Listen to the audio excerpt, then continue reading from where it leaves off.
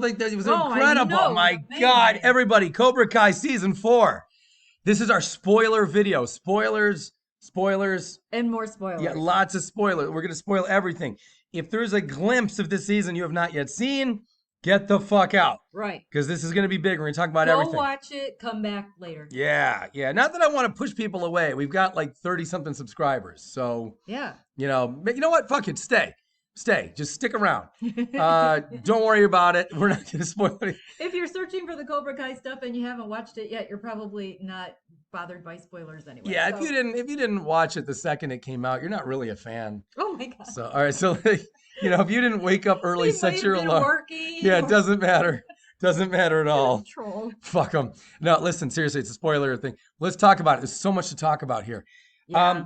I want to start with the ending, but I know that's not the way you do a video. But like, don't you want to just get into the fucking ending right off the bat? All right, let's do it. Oh, it's so good, so good.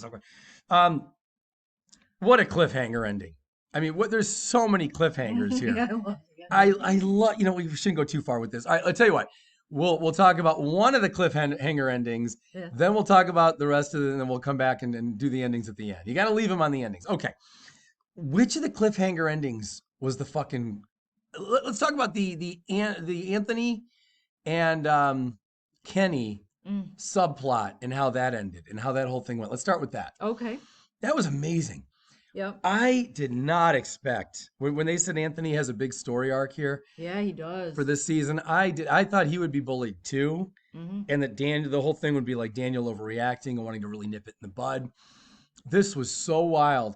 Of all the fan fiction about the Karate Kid's son, and one day Daniel's gonna have a son, because that's what we all talked about back in the Karate Kid days when these movies were coming to theaters and such. Was then one day they'll do one where he has a kid and he trains his kid and his kid's being bullied. And that happened with Sam, but now here we are with his son, and wow, complete role reversal. Yeah. To have Anthony in episode 2, I think, was picking on this kid, Kenny. And the kid, Kenny couldn't have been the sweetest kid. Very likable right off the bat, just like Miguel was. He reminded me a lot of when we first met Miguel. Yeah. Miguel went on to be a real prick about a lot of things. But was so sweet. Oh, God, Kenny was just the nicest kid. And when he gets on the school bus and he's getting made fun of right away, I thought, well, that sucks. And then I didn't even recognize Anthony until they called him LaRusso. Right. But that cliffhanger ending that Anthony goes to him with that shitty apology and just says, hey, I guess I'm sorry or whatever. He didn't act like he was all that sorry. He didn't seem like it was really tearing him up inside. Oh, I disagree. Ugh. I disagree with you on that. I think that his apology was heartfelt. It didn't maybe land as well as it should have or could have. But I mean, he's young. It's a learned skill, being able to apologize effectively. But but Kenny doesn't. I mean, Kenny's young too. So. Yeah, but I disagree that his heart wasn't in the right place. It was. No, I'm not saying his heart wasn't in it. I'm not saying he was like doing it for false reasons. It's just, anyway, when he gave that apology, I thought that's a nice step, but you're handling it like a fuck. Because you clearly, and I think that's why what angered Kenny so much, was not only was Kenny high off the adrenaline of having just fought, Yeah. and then being in the locker room like minutes after the fight. But then for this kid to come in and try to apologize and just not even sound like it was a big deal. It was a very big deal to Kenny. So Kenny thrashing him, you know what? I realize most of the time when the LaRussos are getting beaten, I'm pretty into it. Like when Sam's losing a fight, I kind of feel good. Now Anthony's losing a fight, I feel good. Some of the times Daniel's losing a fight. And I usually love Daniel, but sometimes I'm like, fucking guy needs it. Smack him around a little bit. So it's funny, the LaRussos really are not the ones that you necessarily always want to root for, at least not for me. Yeah. So this was great. I loved this subplot that he was a bad kid. And in a way, he was the leader of it all. He initiated the whole picking on Kenny thing in the first place. Yeah. But then as the season went on, he was a little less interested, but now it became the thing where the other kids were doing it more. And now he was sort of the face of it, right? Yeah. And he was the one that they thought knew karate. Like, come on, man, you know karate. Right. It was exactly the way that would have played out in real life, I think. Yeah. And there's never been any evidence that Anthony really knows karate. So there's never been evidence that Anthony knows anything. I mean, he's not a bright kid. He's very gluttonous. Daniel raised a real piece of shit, if you ask me. Oh, troll, you go too No, far. I'm not. He's a bad kid, honestly. He's just a straight up bad kid. He's not a bad kid. How about at the beginning, when Daniel first told, at the beginning of this whole problem, where Daniel first told Anthony to go out and wax on, wax off, and Yeah. clean the cars and Wash the such. cars. And so what does he do? He calls and has somebody else come do it. He's a sneaky, just deceptive Well, yeah. little prick. It's a little bit of a spoiled child syndrome. It's more than spoiled childhood to me. That kid really is just. Anyway, we got a lot to talk about, so Yeah, let's move on. But that was a great cliffhanger to me. Let's talk about some other great things. Daniel and Johnny not able to work it out. Just trying over and over and over again. It was a few too many times for me. Yeah, for me as well. I felt like, my God, guys, going back to this well once or twice was cool, but Right. they seem to do this a lot. I'll tell you, the Yeah. show is so fast paced, and yet they linger on some things that don't need to be lingered on for that long. Yeah. And I feel like in season 1, it was about lingering on. Oh, we get it. Johnny's a bad sensei, but then he's kind of a good one. But then he's a bad one, good one. They did that like 100 times. Like he'd make fun of the kids, he'd learn a lesson, and he was sexist, and he'd learn a lesson. And I felt like in season 1, like that's enough. Mm-hmm. They did this a couple more times. Like seasons 2 and 3 also had certain things they kept going back to that I felt like, guys, we get it. Like for all the things you're rushing through, for all the things you're not spending time on. And now I'm doing it myself because now I'm not spending enough time talking about this season. So in this particular season, season 4 here, I thought there was way too much of that. I could have used a couple of revisits, Yeah. but not the over and over and over again. What do you think of once they got to the point where they got drunk together, or kind of drunk, Mhm. and then they decide they're going to fight, right? Did Yeah. you think that was, I thought that was like kind of unnecessary. Yeah. Yeah. The fight was not necessary. They've talked about it and they've fought many times anyway. Right. So I wasn't sure what the point. And I knew going into that scene where the two of them are sparring, fighting, that it was going to be written in a way that there's a cop out at the end, that there's no clear winner. For sure. And sure enough, that's what happened. So Yeah, it's always like this with them. It's always going to be 50-50. They fought before, like you said. So no need for that. And also, they didn't build up to that over the season very well. Yeah. Even though they were fighting a lot, it was never really like it was going to get settled with a one-on-one, like a rematch. So they've addressed that in the past, but I just thought all of a sudden it was thrown in. yeah. And that was unnecessary for me. You're right. The cop-out was obvious. I didn't really care for that. It's funny because when the show started back with season 1, I was like, I need to see Daniel and Johnny fight.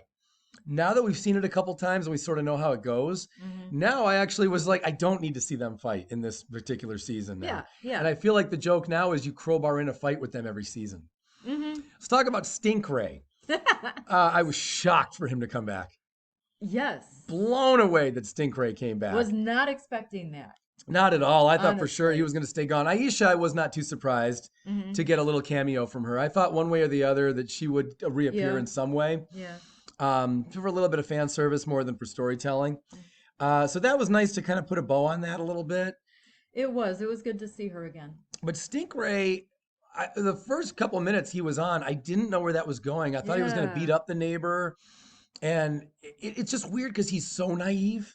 Stingray, not the neighbor. Yeah. He's so unbelievably naive. And like when someone's being rude to him, like he knows they're being rude, but he kind of keeps going and he kind of just wants to be friends. And you made a good point about how he needs to be liked and he needs a group, Yeah. you know? He has nowhere to belong and he really wants to belong. And he feels like he belongs with these adolescent kids. Yeah. Yeah.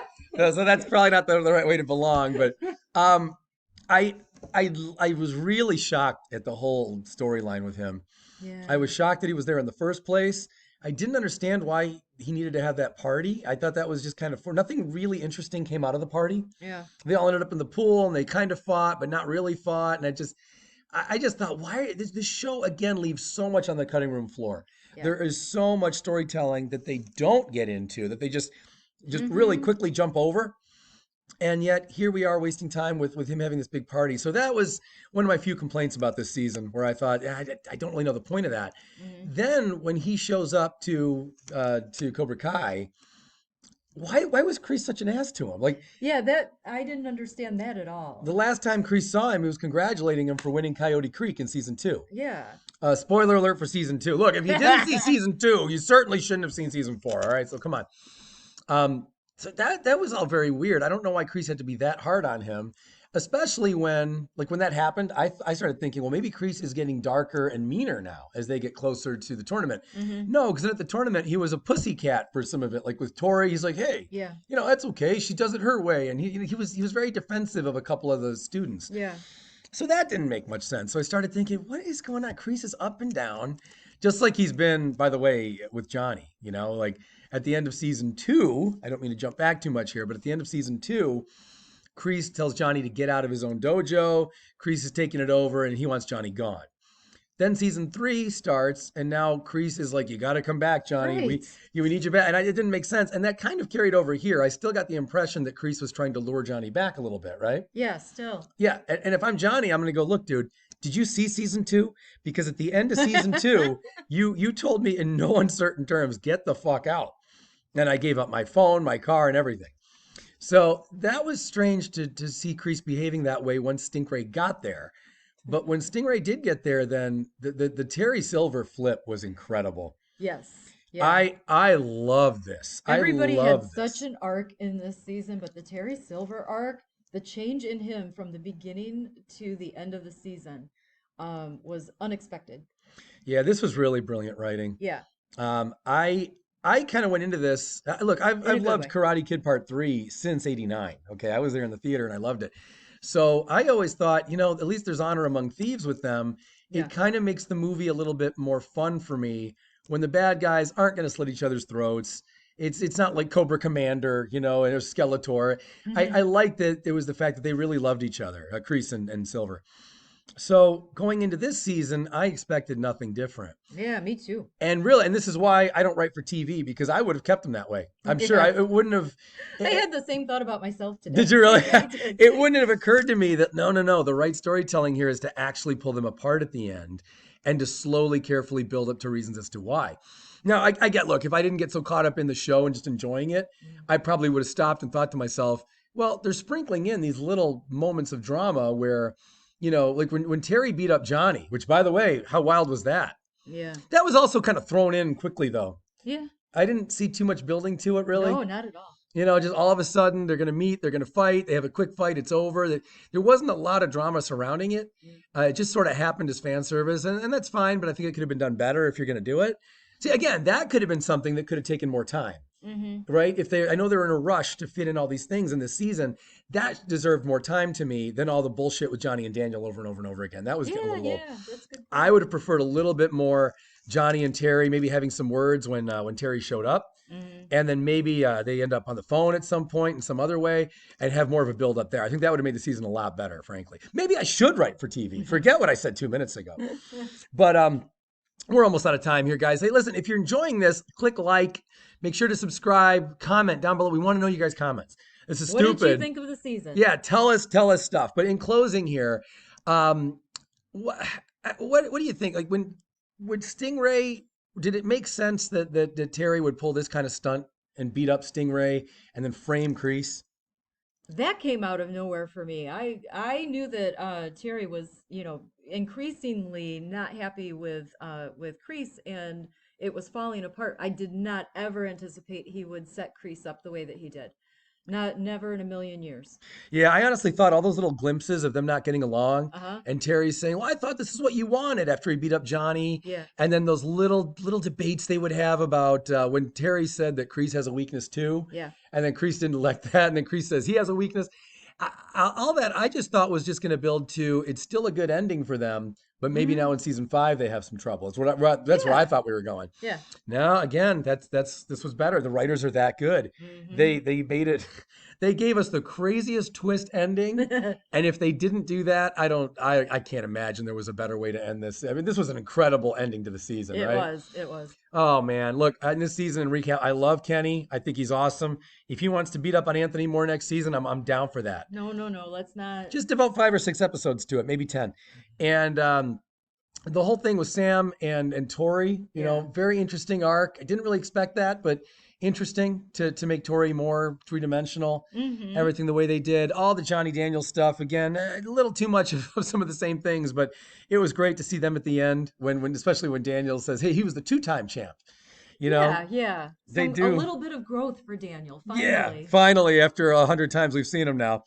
Anyway, guys, 3 movies and fucking 4 seasons. Yeah. Anyway, comment below, like, subscribe. We'll be back with plenty more Cobra Kai stuff tomorrow. We're gonna send it to the internet. Send it to the internet.